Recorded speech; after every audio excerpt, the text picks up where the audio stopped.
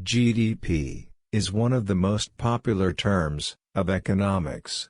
It is often used to describe the health of a country's economy. Although GDP is an important term, but it alone is not enough to judge the state of an economy.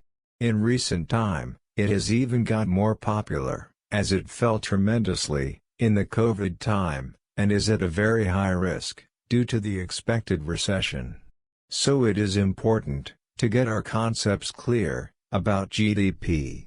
GDP is defined as the monetary value of all final goods and services produced within the boundary of a country, within a certain period of time, mostly within a year.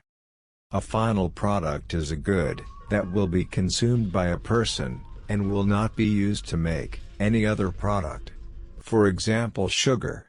If a packet of sugar is being consumed by a citizen by making a cup of tea or coffee, then it is a final product. But if that same sugar is being purchased by an ice cream company to make ice creams, then that packet of sugar will not be counted as a final product, and will hence not be included in the GDP figures. But those ice creams, which includes that sugar, will be counted in the GDP. GDP can be calculated by three ways. The three ways are the production approach, the expenditure approach, and the income approach. The production approach adds the value created at each stage of production, where value created is defined as total sales minus the value of intermediate inputs into the production process. For example, flour would be an intermediate input, and bread will be the final product, or an architect's services would be an intermediate input, and the building will be the final product. The expenditure approach adds up the value of purchases made by final users. For example, the consumption of food, televisions, and medical services by households, the investments in machinery by companies, and the purchases of goods and services by the government and foreigners. The income approach adds the incomes generated by the production of goods and services, like the salaries received by the employees. The most commonly used approach is the expenditure one. The formula for calculating GDP by expenditure approach is GDP is equals to consumer spending plus government spending plus investments plus net exports. Net exports means export minus imports. A very similar looking term to GDP is GNP, which stands for Gross National Product. GNP measures the total output of an economy, including outputs from foreign operations. For example, if an Indian company operates a steel plant in Japan, then the output of that plant would not be counted in India's GDP figures, but would be counted in GNP figures. GNP is GDP plus foreign monetary inflows minus foreign monetary outflows. Most of us give a great level of importance to our country's GDP growth percentage. People always want to know about that, whether an economy's total output of goods and services has increased or decreased. But GDP cannot answer these questions. GDP is calculated at the current prices, and hence, you cannot compare the GDP of a nation from two different periods of time, unless it has been adjusted for inflation. For example, suppose a nation produces 5 pens at the cost of $1 each in 2010. So the GDP of this nation is $5. But in 2011, this same nation produced the same 5 pens, but at a cost of $2 each. So theoretically, this nation's GDP has doubled in just 1 year, but in reality, this economy has not grown at all. It is still producing the same goods at the same quantity. Inflation has made this country's economy seems growing. So for getting the right picture, we must adjust the country's GDP for inflation, before comparing.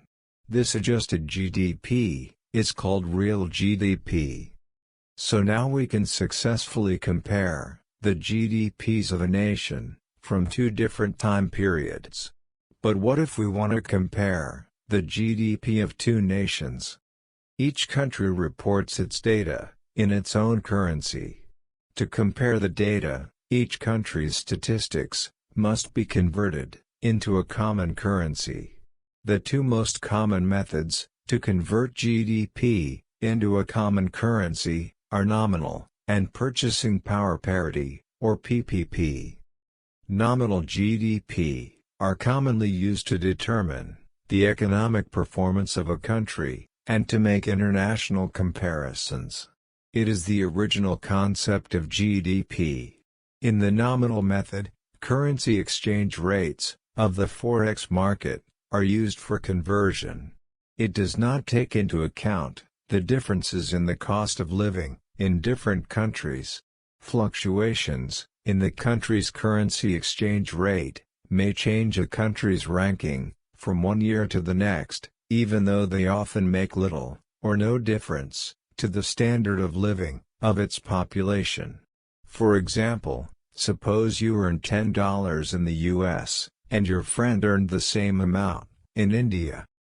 $10, when converted into the Indian rupee, can buy you a lot more things than in the US, because the cost of living in India is less than the US.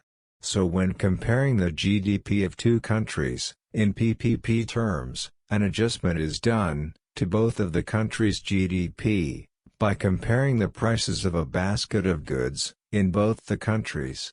The United States basket of goods is being taken as the base price. If a country's basket of goods is expensive, as compared to the United States, then the GDP of that country is adjusted downwards. But if that country's basket of goods is cheaper than the United States, then its GDP is adjusted higher. In nominal term, India's GDP stands at the 5th position as of now, and the United States GDP stands at the 1st position.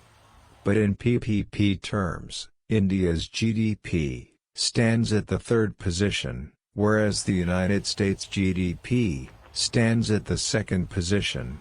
PPP GDP gives a more clear picture of an economy, but it is difficult to calculate than the nominal GDP. So nominal, real, and PPP GDP tells us about the size of an economy as a whole, but it does not tell us anything about the earnings of an average individual of an economy. A country with a huge population will naturally have a higher GDP. So to solve this problem, we need to divide the country's total nominal GDP by the total population of that country to get the value for GDP per capita. If we adjust this value for inflation, then we will get the value for real GDP per capita. If we then adjust real GDP per capita for PPP, then we will get the value for GDP per capita, PPP.